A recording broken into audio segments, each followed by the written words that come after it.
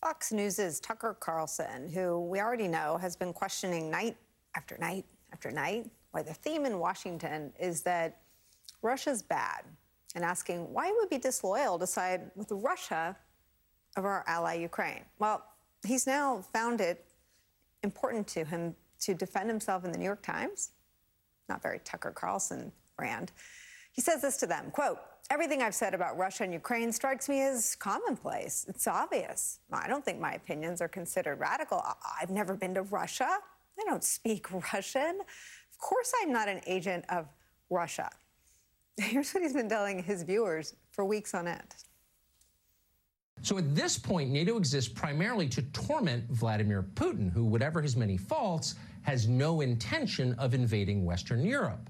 Vladimir Putin does not want Belgium. He just wants to keep his western border secure. That's why he doesn't want Ukraine to join NATO.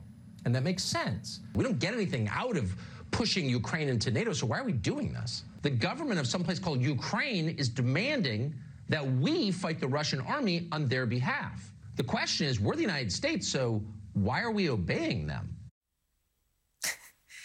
Carlson and his strain of Republican candidates, leery of the party's base that's still loyal to that pro-Russian sentiment you just heard, are driving a wedge in the party.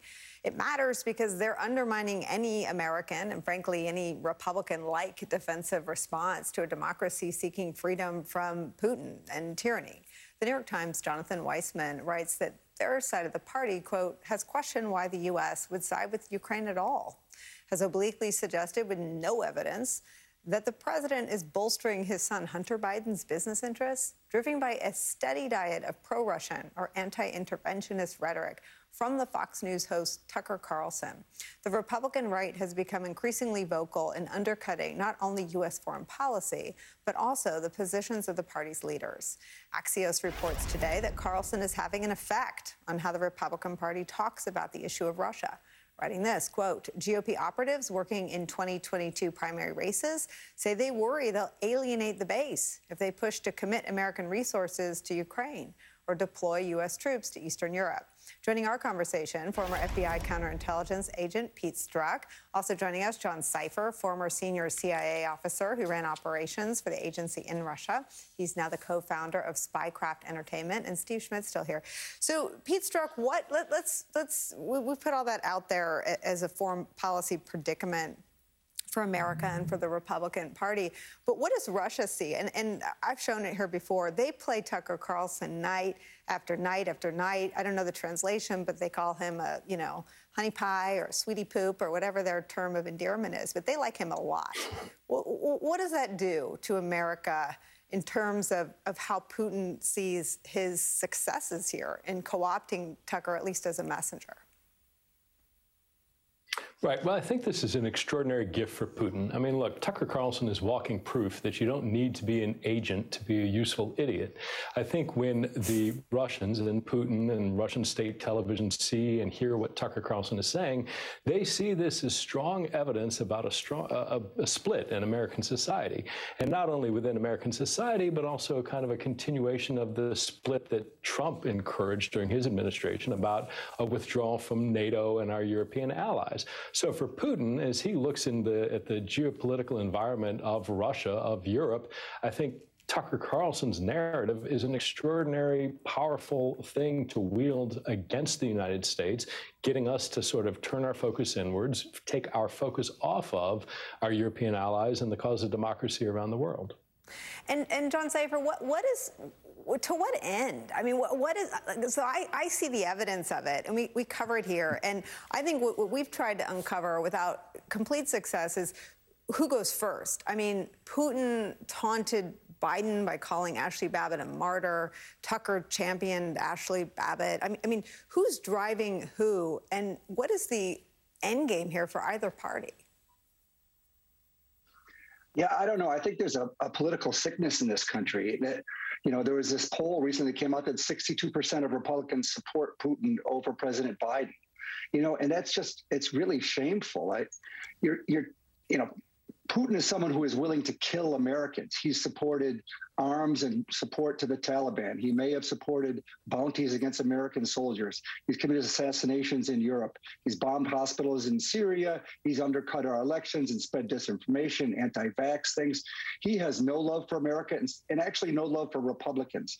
And so all these people are doing is they're playing a Russian narrative, which is an anti-American narrative. He wants to humiliate the United States, and these people are helping him do it. And so in my sense, this is incredibly unpatriotic behavior.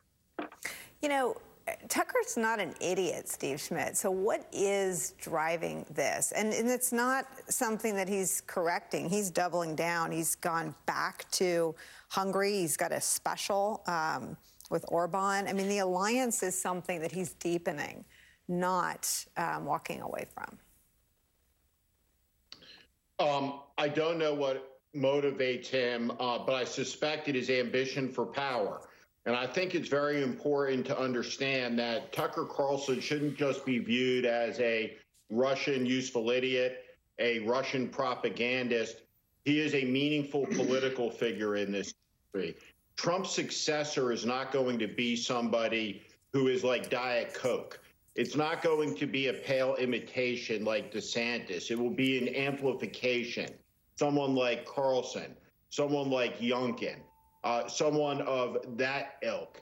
And so Tucker Carlson, should Trump not run, should Trump run, could be a very formidable candidate for the Republican nomination.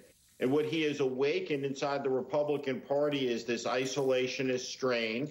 He's really no different than the commentators that were rooting against England in 1939 and 1940.